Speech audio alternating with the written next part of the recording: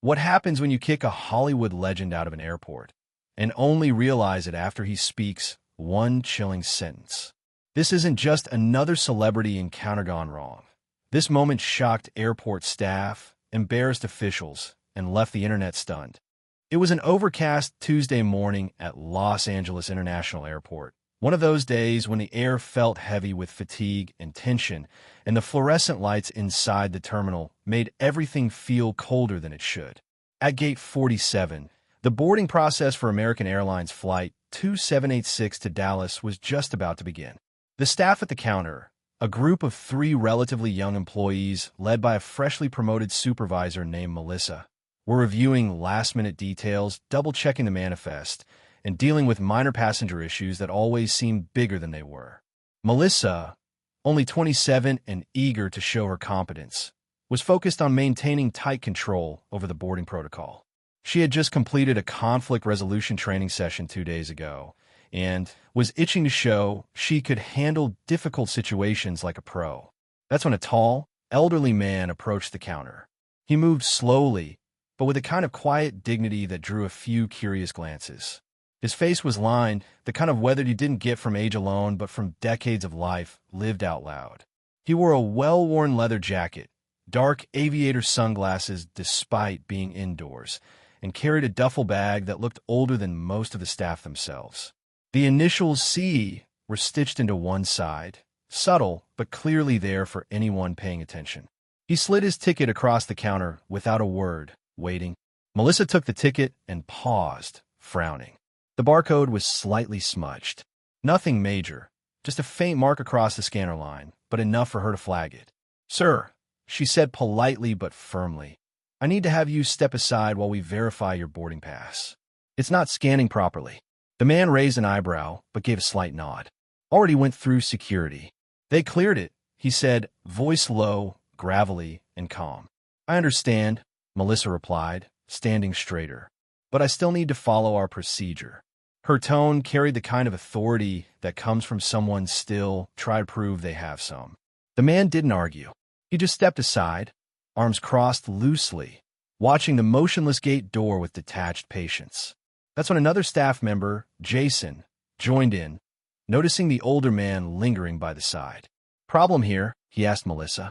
"Smudged barcode," she said, then added in a hushed voice, and a little standoffish. Jason glanced at the man, then at his duffel bag, and without thinking, rolled his eyes. "Sir, if you got a problem, we can't help you unless you cooperate." "I'm not causing any trouble," the man replied evenly. "Just waiting to board." His calmness made them uneasy. He didn't get upset, didn't argue. He just stood there like a granite statue in a whirlwind. That somehow irritated Melissa even more. She was used to either compliance or outrage.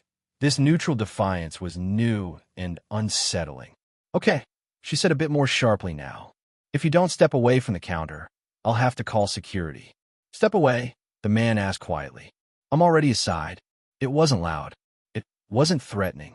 But the stillness in his tone made Jason bristle. "That's it," he muttered, pulling out his radio. Within minutes, 2 TSA security officers were on their way.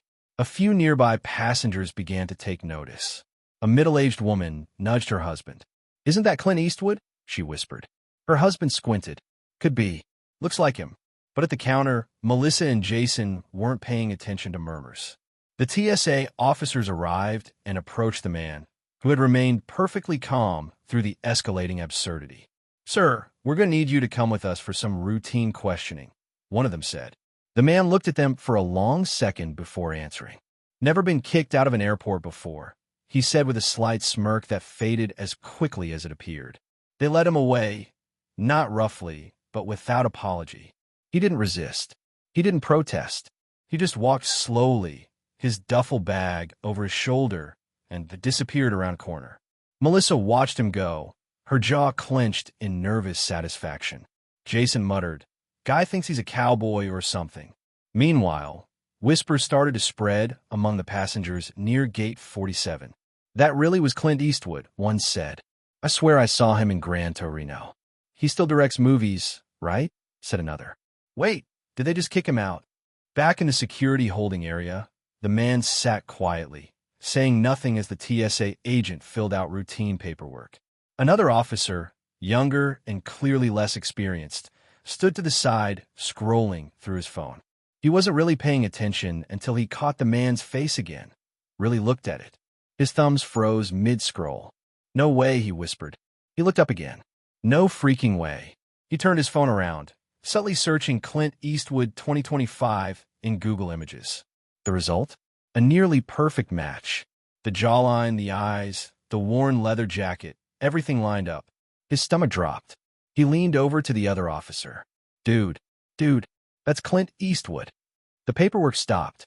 Melissa, now nervous, was called into the room. The moment she entered and saw the man seated in the corner, her confidence cracked. His posture hadn't changed, but there was a kind of intensity to his silence now. A sort of unshakable stillness, like someone who'd seen more in one lifetime than she could in 10. Her mouth went dry. She stepped forward cautiously. "Sir," she began, her voice shaking slightly, "I just want to confirm something." He didn't look up. Are you Clint Eastwood?" The man didn't nod. He didn't smirk. He didn't say yes. He simply leaned back in the chair, slowly crossed one leg over the other, and exhaled. It was a long, measured breath, and yet somehow it carried the weight of recognition. That silence, that legendary silence, spoke volumes. Melissa's stomach churned. She looked back at Jason, who had just entered behind her and was already pale. They'd just ejected a Hollywood legend. Not for threatening anyone, not for breaking any rules, but for having a smudged ticket and a little too much composure for their comfort.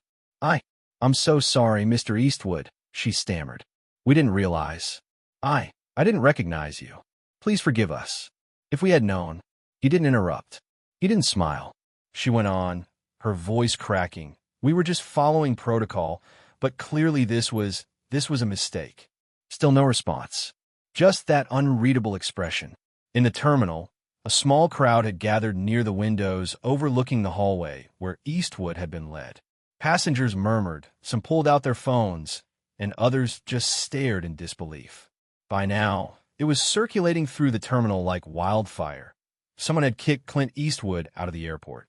Word reached a pilot from the same flight, who approached the gate. You just detained Clint Eastwood, right?" he said bluntly to Melissa.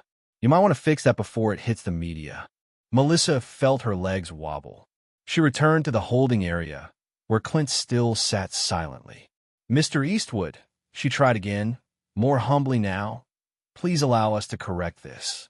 Let's walk you back to your gate. We'll get you on the next available flight." At last, Clint shifted in his seat, leaning forward slightly. Melissa braced herself, sensing, hoping, he might finally speak. But he didn't. Not yet. Instead, he just looked at her, and that stare, that infamous, world-famous stare, hit harder than any words could have. They had made a mistake. A big one. And the weight of it was just beginning to crush them. The silence in the security room was suffocating now, even with the quiet hum of air vents and occasional distant announcements over the airport intercom. Melissa stood there, frozen, watching Clint Eastwood. The Clint Eastwood, sitting calmly in a chair that suddenly felt too small for someone of his stature. It wasn't that he was physically imposing anymore. He was older, clearly, his hands bearing the slight tremor of time, but it was the presence, that indefinable, steel-core aura that still clung to him like a second skin. One of the security officers cleared his throat. No one spoke. No one moved. Jason finally broke the stillness, stepping forward hesitantly. "Mr. Eastwood, sir, again, we apologize. If there's anything we can do to..." Clint finally looked up, slowly. No theatrics. No dramatic pause. Just a man turning his head, but carrying the weight of decades of westerns, war dramas, and gritty speeches in every glance. "You ever hear the saying," he began, voice a gravelly whisper, "don't judge a man by the way he walks through a terminal?" Jason blinked. Melissa looked like she'd stopped breathing. "No, sir," Jason admitted quietly. "You have now." It was a sentence that landed like a stone dropped into still water, ripples spreading wide and far, the meaning settling deeper with every second. The younger officer, The one who had Googled him earlier looked like he'd just witnessed a scene out of Gran Torino. One of those moments where the script hits you harder than the action ever could. Melissa tried to recover. "We thought you might be. Well, you weren't being very cooperative, and we didn't realize that I wasn't someone important." Clint's voice cut across hers. Not sharp, but deliberate. "You thought I was a problem."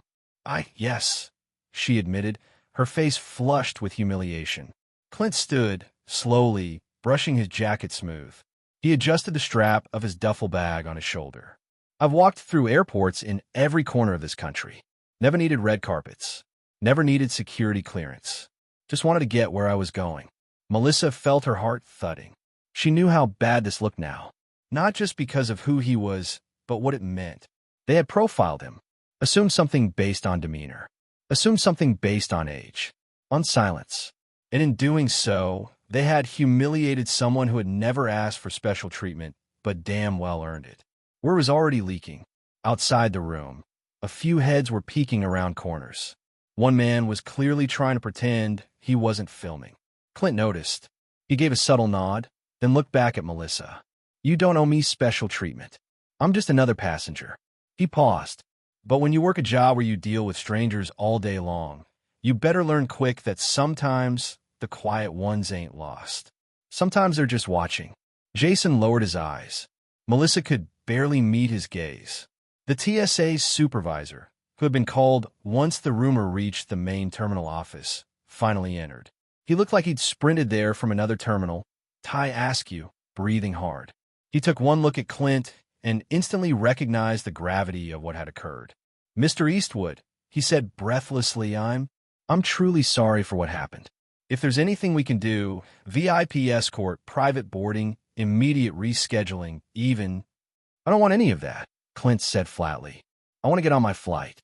Same way everybody else does." "Yes, of course." The supervisor nodded rapidly. "We'll make that happen right now. No more delays." He snapped at the nearest staff member to arrange boarding immediately. Melissa and Jason stood back, silently chastened. They were no longer part of the conversation. Not really. They had crossed the line, and they knew it. As Clint was being walked back to the gate, this time with a quiet bubble of respect around him, airport employees moving instinctively to give him space, he turned slightly to the TSA supervisor beside him. "You ever work with young staff before?" "Most of my career," the man replied. "You know when they mess up, it's usually 'cause they're scared," Clint muttered. "Scared they'll lose control." The supervisor nodded again. "Yes, sir. Then teach him how to hold it better, before they pick the wrong guy next time." Back at Gate 47, the mood had shifted dramatically. The murmurs had grown into a quiet frenzy of awe and embarrassment. People were standing, some with phones discreetly recording, others whispering apologies they'd never get the chance to say aloud. Clint walked back in without ceremony. Melissa was still there, stiff, awkward, red-faced. He stopped at the counter. She didn't speak. He just held out his boarding pass. She took it with both hands, her fingers trembling slightly now, and scanned it. The scanner chirped green. "Mr. Eastwood," she said, her voice quieter than a breath. "I'm sorry." He nodded once. Then, without another word, walked through the boarding tunnel. The rest of the passengers followed slowly behind, as if unsure whether they were boarding a flight or walking out of a lesson. Back in the terminal, Jason exhaled loudly. "We're going to be a meme," he said quietly. Melissa just stared at the tunnel, her mind replaying every decision she had made since that smudged barcode. By the time the plane was in the air, the story was already moving through social media like wildfire. Airport staff harass Hollywood legend. Clint Eastwood detained at LAX. Just wanted to get where I was going. Eastwood class in action. Clips from the hallway. Snippets of the confrontation. Even a grainy photo of Clint Eastwood sitting in that little TSA chair like a gunslinger before a duel. Within hours, hashtag Clint Eastwood trended on X, formerly Twitter. A segment ran on TMZ. News anchors speculated if the airport staff would be fired. But Clint? He said nothing else. Not a public statement. Not a press release. He didn't sue. He didn't complain. He just flew to Dallas and moved on. That was, in many ways, the most powerful part of all. The plane touched down in Dallas under a crisp, late morning sky. Clint Eastwood stepped off the aircraft without a word, without an entourage, and without a single expression to suggest anything out of the ordinary had occurred hours earlier. To the cabin crew, he had been courteous, quiet, no special requests, no attitude, a man simply on his way somewhere, carrying with him more presence than most would dare summon, even in their prime. But while Eastwood's demeanor remained steady, the fallout elsewhere was far from over. Back at the airport in Los Angeles, the aftermath of the incident spiraled well beyond Terminal B. Inside the airport's administrative wing, meetings had already been called. HR had been looped in. Public relations was scrambling to manage the optics. The footage was viral now, more than just viral. It had entered that dangerous territory of national debate, where headlines turned into trending hashtags, and every outlet from Good Morning America to Fox News was dissecting what it says about the treatment of the elderly, of celebrities, of veterans, of regular people just trying to fly. In the clip, just that one moment when Clint Eastwood had turned and muttered, "Don't judge a man by the way he walks through a terminal," was being quoted like scripture. Melissa knew she was in trouble. Deep trouble. Not just because of the public attention, but because she'd felt it. She hadn't just made a mistake. She'd violated something deeper. Something unspoken. She hadn't just embarrassed a man. She had misread him completely. Sitting in a small conference room across from her supervisor, she kept her hands folded tightly in her lap. They had reviewed the footage. Again and again. They had heard Clint's words. They had seen how she pointed at him, how her voice rose, how the situation escalated. Not because he was being difficult, but because she assumed the worst. He didn't raise his voice, her supervisor said for the third time. He didn't resist. He didn't even object when you asked him to step aside. "I know," Melissa said quietly. "You accuse him of being suspicious because he didn't answer fast enough." "I know." "Melissa, you kicked Clint Eastwood out of a boarding line." There it was. Put that way, it sounded as absurd as it was. "I didn't recognize him," she muttered. "He looked, I don't know, tired, distracted. He's 94 years old." "I didn't know that either," she admitted. "I just thought. I don't know what I thought." There was a silence. Her supervisor sighed. "We're reviewing everything. Whether or not this becomes disciplinary action will depend on the higher-ups. But I need to know something. And be honest. When he finally told you who he was and said that sentence, what went through your head?" Melissa looked up. "Honestly," she asked. "Yes. I didn't care that he was Clint Eastwood. Not at first," she said. "I didn't even process it. But when he said that line, something just snapped in me. Not in a bad way. It was like I realized he wasn't even mad. He was disappointed, like he'd seen it all before." Her supervisor leaned back, nodding slowly. "That's what made the internet react the way it did. Not the celebrity, not even the security footage. It was that he made everyone feel like they'd failed the test." Melissa didn't respond. She knew it was true. Elsewhere, Jason had already been transferred to a different terminal. Not fired, but quietly moved. The consensus was that his actions, though less aggressive, had contributed to the tension. He didn't argue. If anything, he welcomed the change. But it was Clint, quiet, elusive Clint, who delivered the final impact without ever meaning to. The morning after the story went viral, he was spotted leaving a hotel in downtown Dallas. A few reporters, tipped off to his location, attempted to approach him. "Mr. Eastwood, can you comment on what happened at LAX yesterday?" He paused, lowered his sunglasses slightly, and said only, "Sometimes, you've got to say less and see more." And that was it. No press conference. No rant. No demand for apologies. Just that one line. It was instantly quoted. Memes exploded. Twitter filled with a new wave of reactions. Clint Eastwood dropping life lessons like he's still directing a Western. Respect level. Maximum. Guy gets profiled, stays cool, and still drops wisdom. We don't deserve Clint Eastwood. But behind the viral whirlwind, the story began to take root in deeper places. Articles weren't just discussing the incident. They were reflecting on what it said about society. Airport staff across the country were being retrained in how to recognize behavioral differences without assumptions. A piece in The Atlantic titled, When a man says less than you expect, praised Clint's restraint as a kind of moral clarity. Schools even picked it up, communication and law classes dissecting the footage as part of case studies in nonverbal language, perception, and implicit bias. Back in LA, Melissa took a few days off. She didn't go anywhere. She didn't post anything. She just sat with what had happened. The moment she judged someone for being too quiet, too detached, too slow to react, and how that person turned out to be someone she'd grown up watching on screen, portraying the very kind of character who kept his cards close and his dignity closer. On the fourth day, a letter arrived at the airport, addressed specifically to her. It was handwritten. The return address simply read, C. Carmel, California. Her hands trembled as she opened it. Melissa, you made a mistake. Everyone does. You didn't recognize me. And truth is, that's not your real error. Your real mistake was thinking the worst of someone who hadn't given you a reason yet. I'm not upset. I've dealt with worse. What matters now is whether you remember this or try to bury it. Don't bury it. Use it.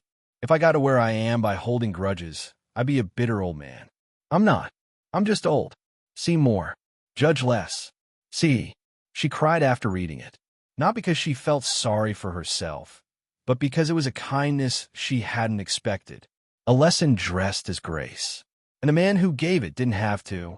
In time, the internet moved on, as it always does. A new scandal, a new meme, a different celebrity caught on camera. But for those who paid attention, really paid attention, it was never just about Clint Eastwood. It was about restraint, about presence, about saying the right thing just once and letting it echo louder than any scream.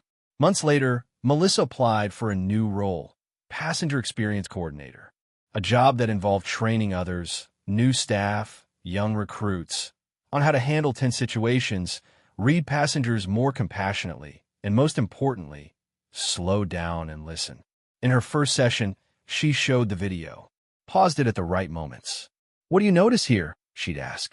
Some would say, he's not doing anything wrong. Others, she's jumping to conclusions. But the best ones would say, he's just watching, waiting to be seen. And that was always the right answer. Because sometimes, the people who say the least are the ones teaching us the most.